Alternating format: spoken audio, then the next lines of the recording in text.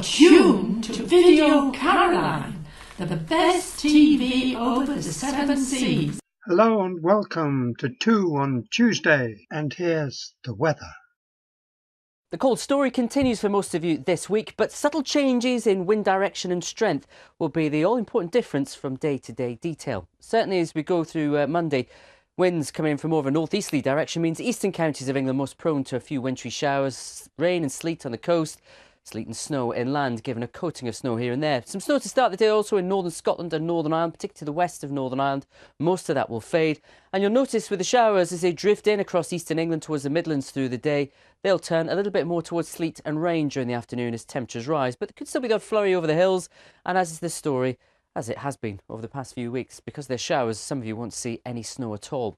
Out in the west, after an icy start in southwest England and Wales, a lovely bright afternoon, crisp afternoon, as it will be in northwest England. Still some further sleet and snow, though, towards the northeast of England. Have a good covering over the Lincolnshire Wolds and the North York Moors. But the snow tends to peter out in parts of northern Scotland and Northern Ireland, so we finish the day brighter here. But winds lighter here through the night as we go into Wednesday, a widespread frost, a few snow showers in the far north of Scotland, and we'll continue to see some filter into eastern counties of England, particularly the northeast, through the night and into Wednesday morning. Lots of ice around, widespread frost, temperatures in some rural areas getting close to around -10 again across some parts of western Scotland in particular. So here's the chart for Wednesday. The reason they'll drop the furthest across western Scotland, Northern Ireland, is because you're close to the area of high pressure where the winds are lightest. As that tries to push its way in, though, the winds go a bit more northeasterly and the winds strengthen across this southeastern corner of the country. So the wintry showers that start in northeast England will transfer their way down across other parts of eastern England, perhaps the Midlands. A mixture of sleet and snow for a time, but perhaps turning more back to snow later on as temperatures drop and we get another surge of cold air. Further west you are, the drier and brighter your day will be. And then as our high pressure builds in a bit further into Wednesday, it starts to get squeezed against this area of low pressure across the Mediterranean. And so the winds pick up further across the southeast corner. Where the winds are lightest, across parts of Northern Ireland, Scotland and Northern England, this is where we could start with some mist and fog. A little bit more clouds starting to topple around, and a few showers will be set off by those northeast winds. The strongest of those will be towards the southeast, and still the chance of some sleet and snow here. Strongest winds, though, will be on Thursday. The real squeeze, the battle between these areas of high and low pressure continues, putting the strongest winds through the English Channel close to gale force in places, whereas further north, the winds will be much, much lighter. There will be some lingering fog patches, a widespread frost to begin with, quite a severe frost as well, where you've still got some snow lying, and temperatures only lifting to around 3 or 4 degrees at the best. As we go into the start of the weekend, the high tends to nudge away a little bit again, so the winds going back to more of a northwesterly across Scotland and Northern Ireland. That will introduce a bit more cloud, the chance of some rain and hill snow through the day, weakening weather front, whereas further south the breeze eases down a little bit, but still a noticeable chill in the air. Now, as the high pushes away a little bit for the end of the weekend into next week, we start to allow the northerlies again for a time, allowing that cold air to return. But the high looks like it could be sinking back towards us, and particularly to southern areas as we go into the early part of next week. And as the winds go back northwesterly, some less cold air looks set to push our way. But how quickly that happens is the biggest uncertainty of the week. But what I can say, with the high pressure close by, most of you will have a dry week. The winds will be lighter for at least a time compared with what they will be during this week. Overnight frost and fog, though, will still be an issue, but perhaps, as I said, becoming a little less cold by day. Bye for now. And now it's time for movie time.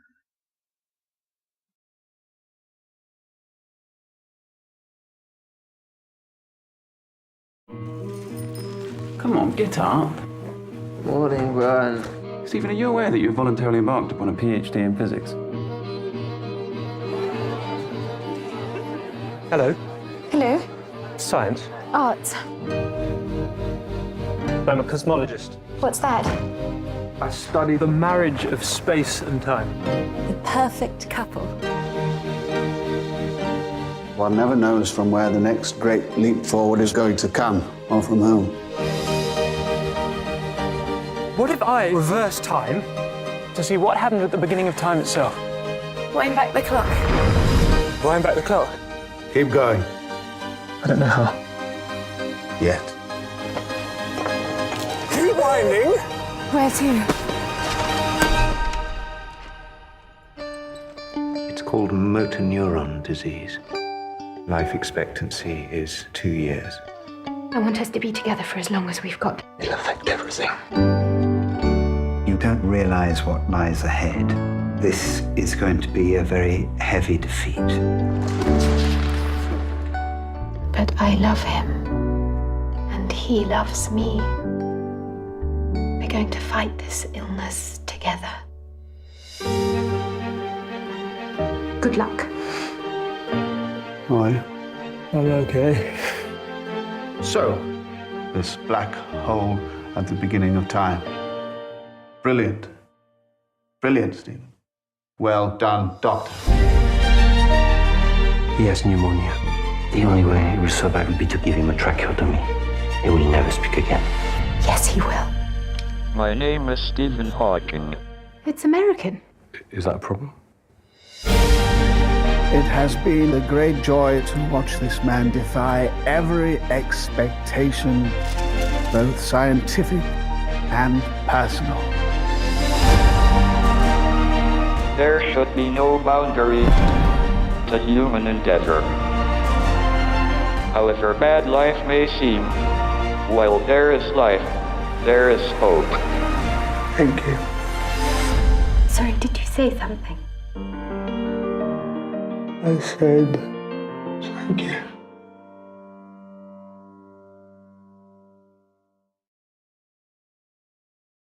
Ian Knight, we're at the National Media Museum, and we've just been seeing a film. What was that? It was called A Theory of Everything. And what's your theory about this everything? Was it any good? I loved it. I thought it was real tour de force acting, very well written, had all sorts of very positive things about it. And the thing that surprised me pleasantly is that the director has not got a large number of successful big films behind him. And the two stars, the same thing applies. Who's the director? The director is a chap called James Marsh, who I'd never heard of before this film. And the two stars, Eddie Redmayne is best known for playing Marius in Les Mis, which is fine, but not a really deep and impressive role. And Felicity Jones, who co-stars as Mrs. Hawking, the most memorable role that I've come across that she's done was in a very light rom-com film called Chalet Girl. So in both cases, to go from fairly light film to something that was quite deep and powerful, lots and lots of emotions being portrayed, was remarkable, and I thought they both carried it off extremely well. So I felt that Eddie, it was more an impression than an acting. He didn't. I mean, it was quite amazing, but I think the contrast was that the Eddie Redmayne portrayal, as you quite rightly say, was mostly about the physical change, the fact that you started off with a fairly gawky and ill-balanced youth, but then started to suffer the effects of the disease and turned into the figure that we all know of Stephen Hawking, including with the voice and the wheelchair. And that transformation was very well done. But you're right, it was a very physical portrayal. And Felicity Jones as Jane, his wife, didn't go through the same physical changes. So in her case, it was very much portraying the emotions of falling in love with this character, being rejected when he found out he'd got the disease, battling through that, marrying him, having kids, and then the really interesting emotional arrangements that they got to as Hawking's disease got worse, with starting with the ménage à trois and ending up with the ménage à quatre, which was quite sophisticated for the time. yeah.